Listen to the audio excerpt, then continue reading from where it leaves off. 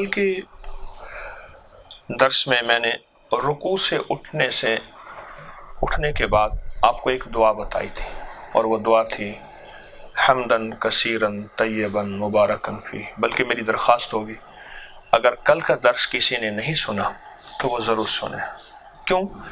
یہ درس اس درس کی ایک کڑی ہے۔ آج میں ایک اور چیز بتاؤں گا، جیسے کہ میں نے کل بھی عرض کیا تھا کہ رمضان میں رکوع سجدے زیادہ ہو جاتے ہیں۔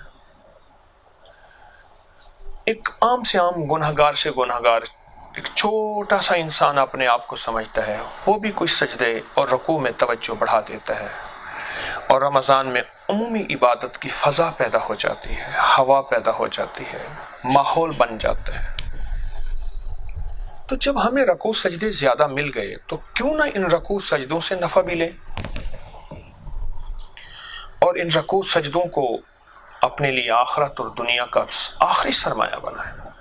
ان رکوع سجدوں کو جو بندہ سجدے سے اٹھتے ہوئے اللہ اکبر کہے، سجدے سے جاتے ہوئے اللہ اکبر ہے، سجدے سے اٹھتے ہوئے اللہ اکبر، اور یہ دعا پڑھ لے اللہ اکبر، عجب اس کے رزلٹ ہے، عجب اس کا کمال ہے۔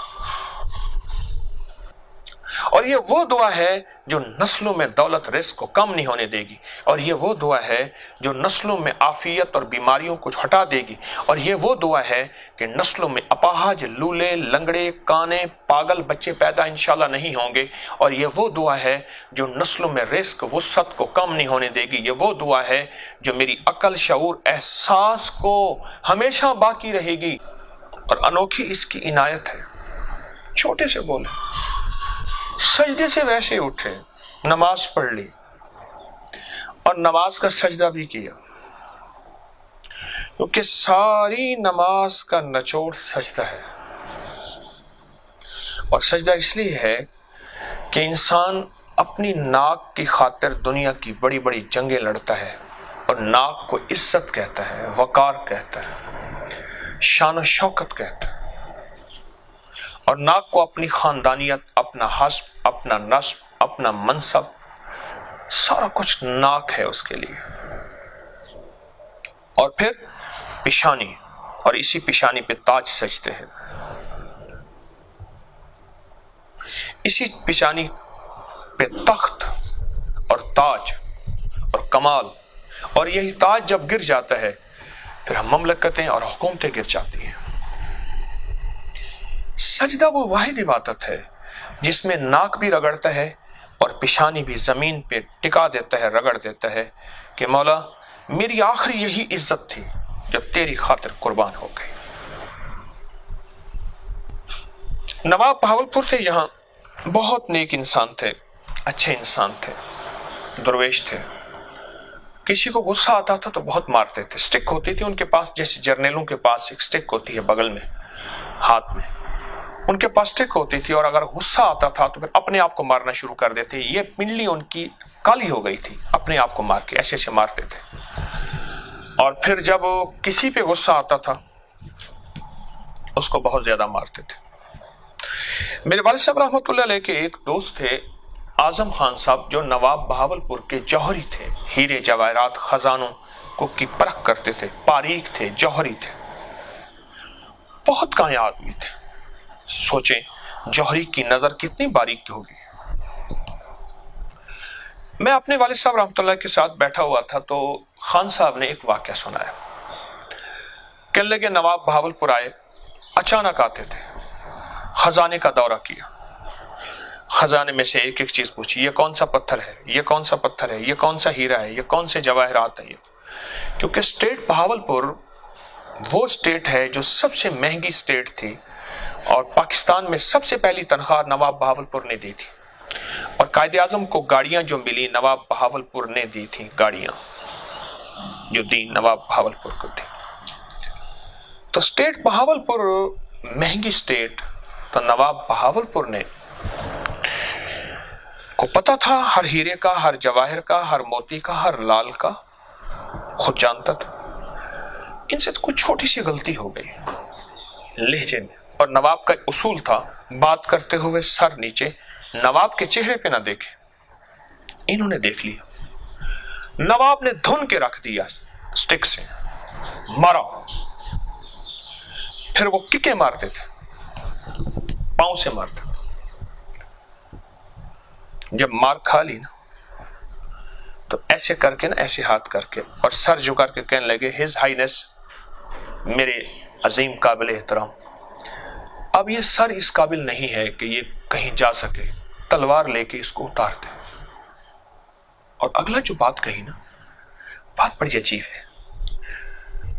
کہنے لگے، نواب صاحب آپ کے پاس عزت کے کوٹھے بھرے ہوئے ہیں اور میرے پاس یہ چٹکی تھی، وہی چلی گئی۔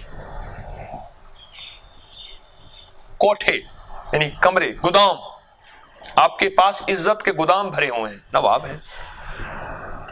پہلے ہی ہماری کون سی عزت تھی پیش یار، شب بھر کی منتوں نے گوا دی رہی سہی۔ اب میرے پاس یہ چٹکی سی عزت تھی، وہ بھی چلی گئی۔ اب یہ سر اس قابل نہیں ہے کہ زمانے کو میں دکھا سکوں، تلوار سے اس کو تن جدا کر لیں۔ نواب کی محبت تھی، سینے سے لگایا، آنسو گرے اور جواہرات سے جھولیاں بھر دی۔ مولا یہ آخری میرا ناک اور یہ پیشانی ہے، اور یہ میری عزت ہے، میرے پاس عزت کی چٹکی ہے، مولا تیرے پاس عزت کے کوٹھے بھرے ہوئے ہیں۔ ان العزت للہ وللرسول اللہم انک ملیک مقتدر ما تشاء من امر یکون، مولا سارا اقتدار تیرے پاس، سارا ملک تیرے پاس، ساری حکومتیں تیرے پاس ہیں۔ مولا میرے پاس آخری یہی ناک تھا اور یہ پیشانی تھی، جس کی خاطر بڑے بڑے قتل ہو جاتے ہیں، اس عزت اور آن بان اور شان کی خاطر، اور جس کی خاطر بڑے بڑے فیصلے ہو جاتے ہیں۔ مولا یہ آخری چیز میرے پاس تھی، یہ میں نے آج تیری خاطر لٹا دیا۔ تو اللہ کہتا ہے اٹھ مانگ، کیا مانگتا ہے؟ تو مانگے اللہم اغفر لی وارحمنی وعافنی۔ اب میری بات آپ کو سمجھ آئے گی۔ میں نے کل آپ کو کھڑے ہو کے فرشی سلام کہا تھا، بادشاہوں کے ہاں جاتے تھے تو اسے فرشی سلام کہتے تھے۔ فرشی سلام چک کے کھڑے ہو کے رکوع کی شکل میں، رکوع کی شکل۔ ایک حالت یہ ہے کہ بندے کی سارا جسم سجدے میں چلا جائے، اور سجدہ صرف ایک ذات کو ہے، اللہ اللہ۔ مولا میری ساری عزتیں، سارا وقار، ساری شان و شوکتیں، ساری طاقتیں، ساری قوتیں، ساری جلال، سارا جمال، میری چراہٹیں، میری نمبرداریاں، میرے عہدے، میرے پروٹوکول، سب کچھ، پر آج میں سب کچھ تیری خاطر، تیرے لیے اپنا ناک، اپنی پیشانی، اپنا تخت، اپنا تاج اٹھا کے تیرے قدموں میں ڈال دیا۔ اس لیے فرمایا جب بندہ سجدہ کرتا ہے ایسے ہے جیسے اللہ کے قدموں میں گرا ہوا ہے، اللہ کے قدموں میں گرا ہے۔ اور آخری حالت انسان کی عاجزی کی، انکساری کی، وجدان کی، آخری جو حالت ہے انسان کی عاجزی کی، وہ سجدہ ہے۔ اپنا سب کچھ، اپنا سب کچھ، بلکہ تاج کبھی سجدہ نہیں کرنے دیتا، یاد رکھیے گا۔ جو تاج ہوتا ہے نا بادشاہوں کا، سونے اور ہیروں سے مرصع ہوتا ہے، کبھی تاج سے سجدہ نہیں ہوتا، ہمیشہ تاج اتار کے سجدہ کیا جاتا ہے۔ اس لیے ہر حاجی کو حالت احرام میں ننگے سر رکھا جاتا ہے۔ ہاں یہاں بادشاہ آئیں گے تو بادشاہ تو تاج اوڑھ لیں، سر پہ تاج رکھ کے پھریں گے اور احرام بھی باندھ کے پھریں گے نا، پھر پتہ اچھا یہ بادشاہ ہے۔ میرے اللہ نے کہا نا، ہر حاجی کے لیے جوتی اتار دی جاتی ہے کہ حسب نصب کی، اور وقار کا شوز جوتا اور سر کا تاج اتار دو۔ اچھا آئیں گے تو شاہی لباس پہن کے آئیں گے، یہ بھی اتار دو۔ آج میری محفل میں آئے ہو، میرے پاس آئے ہو، جیسے قبر میں حالت لے کے جانی ہے نا، سر پہ کوئی تاج نہیں ہوگا اور پاؤں پہ بھی حالت، جو جوتا حاجی کو پہنایا جاتا ہے بس وہ یہی ہے کہ 2-4 دن چل جائے، وہ گزارا ہو جائے۔ یہ حالت قبر میں جانے والی ہے جب بندہ اپنا سارا تن من دھن، اپنی زندگی کا سارا وقار، شان و شوکت سجدوں میں ڈال دیتا ہے، پھر اللہ کہتا ہے اٹھ کیا مانگتا ہے، ارفع راسک۔ جب اللہ کے حبیب سجدے میں ہوں گے قیامت کے دن اور پڑے رہیں گے، میرے اللہ پاک فرمائیں گے میرے حبیب اپنا سر اٹھائیں، مانگ کیا مانگتے ہیں؟ تو پھر اللہ کے حبیب امت کی سفارش مانگیں گے، شفاعت مانگیں گے۔ اسی طرح زندگی میں روز ہمیں یہ موقع ملتا ہے۔ آج تک سجدہ دیا، یہ سوچا ہی نہیں کہ ہم نے سجدے میں سارا کچھ تن من دھن، سارا کچھ عزت آبرو وقار شان و شوکت ہر چیز نشاور کر دی، اور ہر چیز نشاور کرنے کے بعد میرا اللہ کہتا ہے اٹھ میرے بندے کیا مانگتا ہے؟ تو کہتے ہیں اللہ اکبر، اللہ تو بہت بڑا ہے پر ایک چیز چاہیے، کیا؟ اللہم اغفر لی اور ورحمنی اور وعافنی۔ بس یہ تین چیزیں ہمارے خزانے میں کون سی کمی ہے؟ ہم نے سمجھا کہ شاید تو ہمارا ملک اور ہمارا اقتدار مانگتا ہے، شاید تو خود خدا بننا چاہتا ہے۔ نہ مولا، میں یہ کہاں سوچ سکتا ہوں، اللہ اللہ ہے، آپ دے دی۔ اللہم اغفر لی، مغفرت کر دے، معافی کر دے، چاہتے ہوئے نہ چاہتے ہوئے، جانتے ہوئے نہ جانتے ہوئے، تیری اور تیری حبیب کی راہوں سے ہٹ گیا، مغفرت چاہتا ہوں، یاری چاہتا ہوں، دوستی چاہتا ہوں، قرب چاہتا ہوں، تعلق چاہتا ہوں، تعارف معرفت چاہتا ہوں۔ اللہم اغفر لی ورحمنی، اور رحم چاہتا ہوں۔ مجھے پتہ ہے رحم سے آخری وقت میں کلمہ نصیب ہوگا اور تیرا رحم ہوگا تو میں خطاؤں سے الا ما رحم ربی، قرآن کہتا ہے کہ اگر نفس امارہ سے بچنا ہے جو گناہوں کی طرف راغب کرتا ہے، اس کی رحمت رحمت رحمت رحمت۔ اور مولا جنت میں مجھے پتہ ہے سارے لوگ صرف تیری رحمت سے جنت میں جائیں گے۔ اور کیا مانگتا ہے؟ وعافنی، دنیا اور آخرت کی عافیتیں مانگتا ہوں۔ کوئی بجلی میرے اوپر گرے، کوئی آزمائش گرے، میں آنکھوں کا کانا ہو جاؤں، زبان کا کینسر ہو جائے، میں نے دیکھا ایک زبان کٹ گئی، زبان کا کینسر ہو جائے، مولا میرا کان ختم ہو جائے، میرا ہاتھ کسی حادثے میں بازو کٹ جائے، ٹانگ کٹ جائے، ریڑھ کی ہڈی میری ٹیڑھی ہو جائے، میں میدے میں کچھ کسی قابل نہ رہوں، یا مولا مجھ سے سب کچھ چھن جائے اور میں در در کا بھکاری فقیر بن جاؤں، میں در در کا محتاج بن جاؤں۔ اللہ تو نے جو اللہم انی اعوذ بک من زوال نعمتک، اے اللہ میں تجھ سے پناہ مانگتا ہوں اس نعمت کا جو آج دے اور کل چھن جائے، زوال نعمت، وتحول عافیت، یہ دعا ہے کہ عافیت مجھ سے چھن جائے۔ آج تخت ہے، بخت ہے، مکان ہے، حویلی ہے، گاڑیاں ہیں، ہٹو بچو سلام ہے، کل جا ہم نے سب کچھ تجھ سے چھین لیا، ہم نے تجھے غربت دے دی، تنگ دستی دے دی، فاقے دے دیے، ذلت دے دی، علت دے دی، قلت دے دی، رسوائیاں دے دی، بے برکتیاں دے دی، ساری بہاریں چھین لی، مولا یہ عافیت نہ چھیننا۔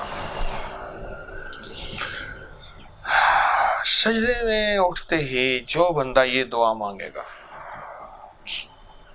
سمع اللہ لمن حمدہ ربنا لک الحمد، اور دعا مانگے گا حمدن کثیرن طیبن مبارکن فی، کبھی نچلا دھڑ ختم نہیں ہوگا۔ کل میں نے اس کے انوکھے کمالات بتائے ہیں اور واقعات سنائے ہیں کل کے درس میں۔ میں چاہوں گا جو جس نے آج کا درس سننا ہے وہ کل کا درس میرا ضرور سنے۔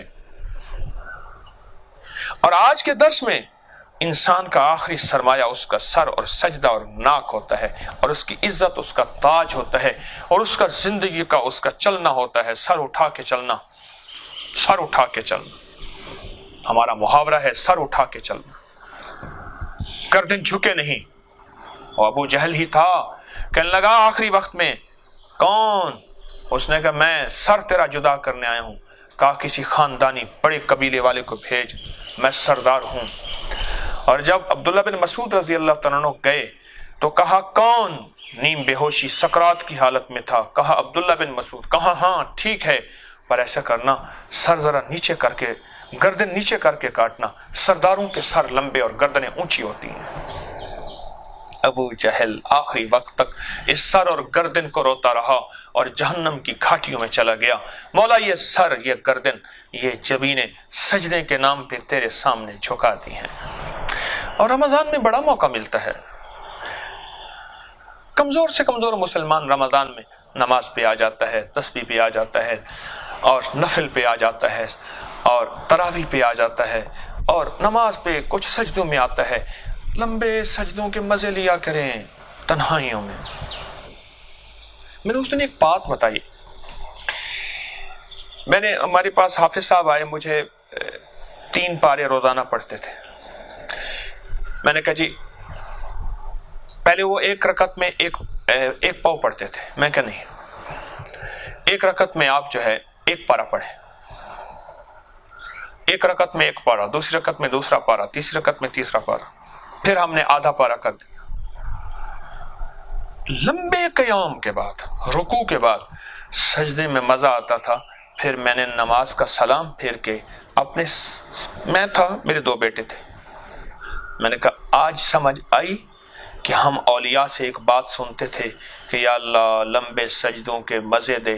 لمبے سجدوں کے مزے لمبے قیام کے بعد آتے ہیں۔ تو مختصر قیام کر اور کہے سجدوں کے مزے آئیں، اللہ چاہے دے دے، پر یہ جو ایک رکعت میں ایک پارہ سننا، ایک رکعت میں پاؤ سننا، اور ایک رکعت میں آدھا پارہ سننا، اور کھڑا ہے اور قیام 2 منٹ کا 1 منٹ کا قیام ہوا، اور پھر اس سجدے میں جب بندہ جاتا ہے، پھر اس میں جو سبحان ربی الاعلیٰ کا سرور اور سکون اور کیفیت آتی ہے، وہ پھر پوچھے نا، ملتا ہے جو نماز میں سجدے کا کیا کہنا۔ میں نے ساتھیوں سے کہا، اپنے بیٹوں سے اور حافظ صاحب سے، میں نے کہا حافظ صاحب دیکھو، یہ سجدے کا مزہ ہے، اور اس سجدے کے مزے کو اولیاء لوٹتے تھے، آل رسول لوٹتے تھے، اہل بیت، آل بطول، آل حسن، آل حسین، آل عقیل، اور آل حارث، آل فاطمہ، صحابہ کرام رضوان اللہ اجمعین، صدیق و فاروق و عثمان و حیدر و کرار رضوان، یہ وہ لوٹتے تھے سجدے، یہ مزے لوٹتے تھے۔ اس سجدے کے بعد جب بندہ سر اٹھاتا ہے نا، سجدے کے بعد پھر اللہ پاک فرماتے ہیں اب مانگ، کیا مانگتا ہے؟ سارا کچھ لٹا دیا میری خاطر، یا اللہ لٹا دیا، ناک بھی، عزتیں بھی، اپنی پیشانیاں بھی، اب مانگ اللہم اغفر لی، مولا سب سے پہلے بخشش چاہتا ہوں۔ کیوں؟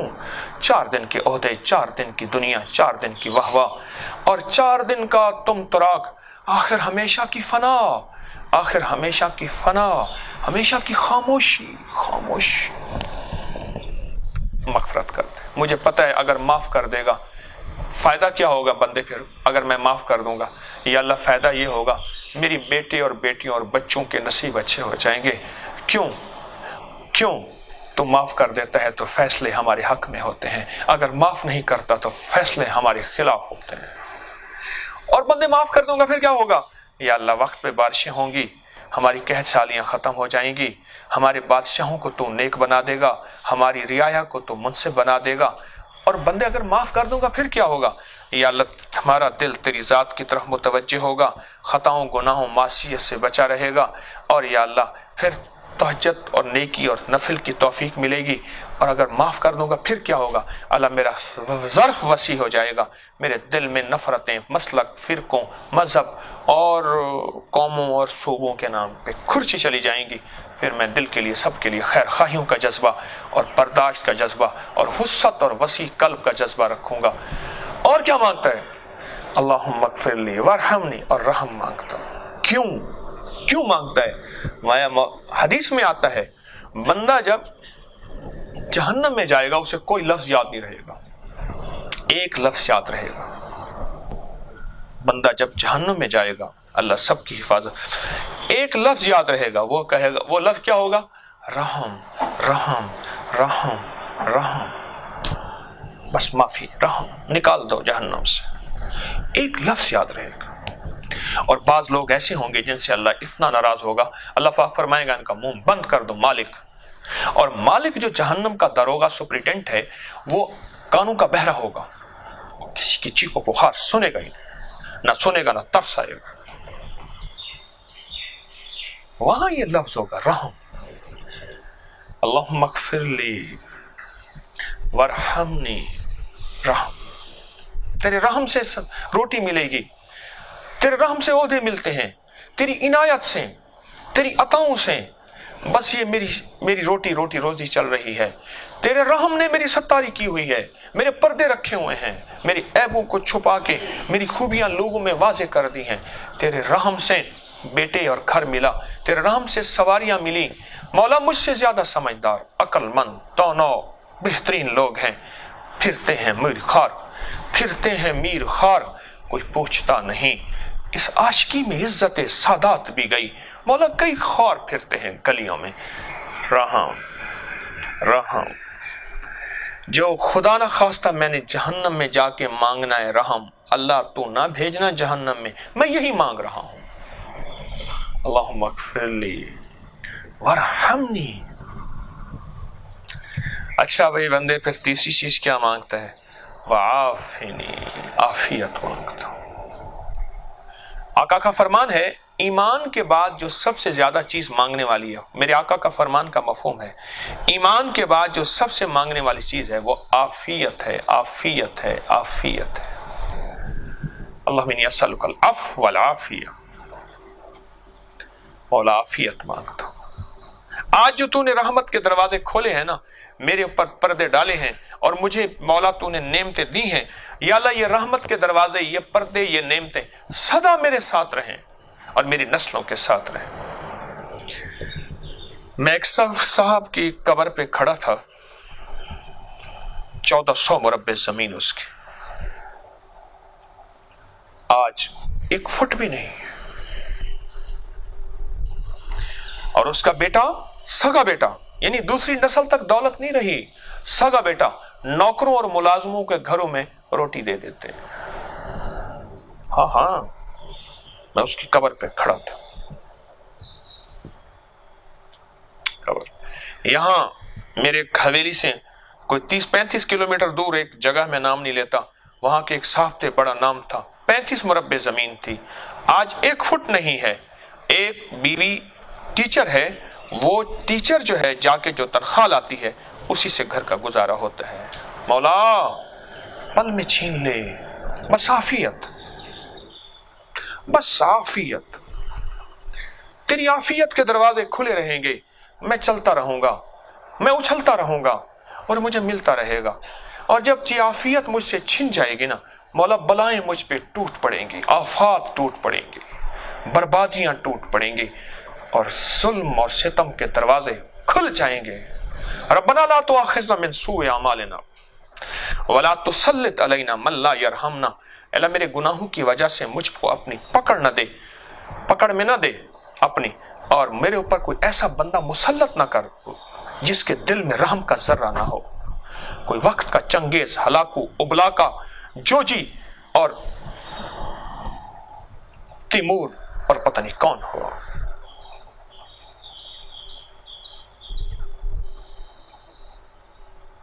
सजदे के बाद ये दुआ कबूल होती है और हम मांगते नहीं, हमें बड़ी जल्दी होती है।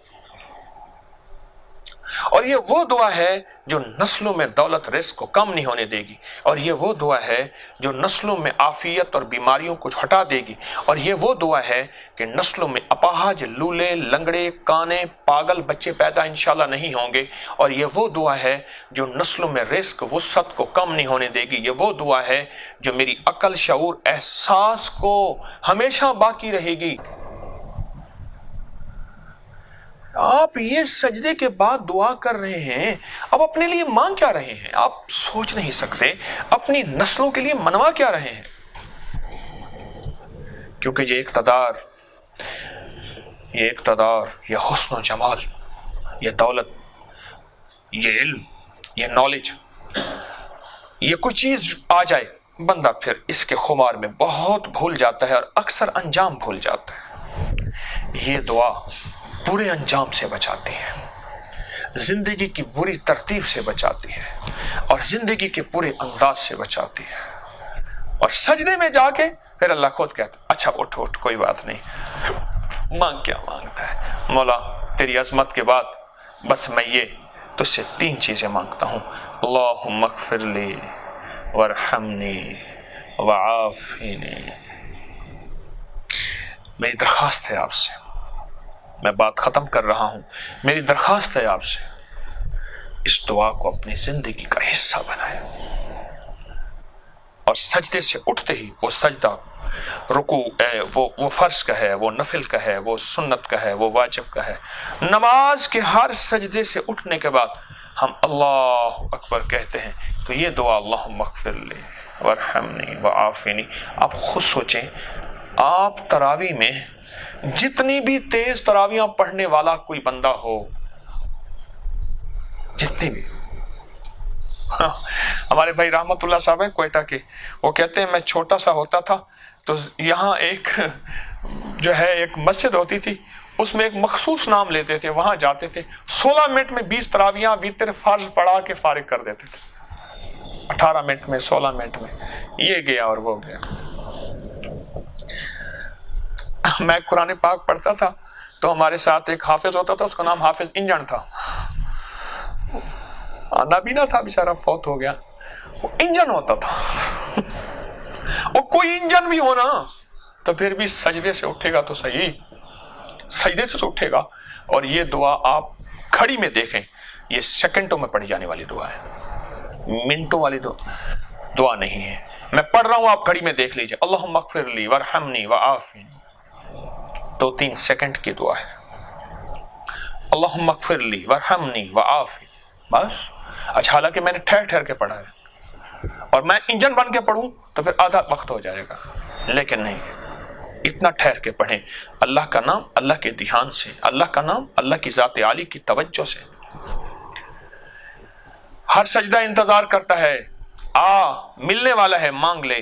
ہم غفلت کے سجدے سے اٹھ جاتے ہیں، ہر سجدہ فریاد کرتا ہے، اب وہ دینے والا ہے، مانگ اس سے۔ اور یہ 3 چیزیں تیری ضرورت، تیری نسلوں کی ضرورت، تیرے وطن کی ضرورت، اس قوم کی ضرورت، سارے عالم کی ضرورت، اور تیری موت کے بعد کی ضرورت ہے۔ مانگتا ہے، وہ مانگتا ہی نہیں ہے۔ غفلت کے رکوع اور غفلت کے سجدے، دھیان کا رکوع اور دھیان کا سجدہ زندگی کا حصہ بنا لیں، زندگی سنور جائے گی۔ عزتوں کے دروازے، برکتوں، وسعتوں اور رزق کے دروازے رب کھول دے گا۔ سبحان ربک رب العزت عما یصفون وسلام علی المرسلین والحمد للہ رب العالمین۔ استغفر اللہ العظیم، استغفر اللہ العظیم، استغفر اللہ العظیم۔ رب انی ظلمت نفسی فاغفر لی مغفرۃ من عندک وارحمنی انک انت الغفور الرحیم۔ نستغفرک ونتوب الیک، وصلی اللہ علی النبی الکریم وعلی آلہ وصحبہ وازواجہ واہل بیتہ وعترتہ اجمعین، آمین برحمتک یا ارحم الراحمین۔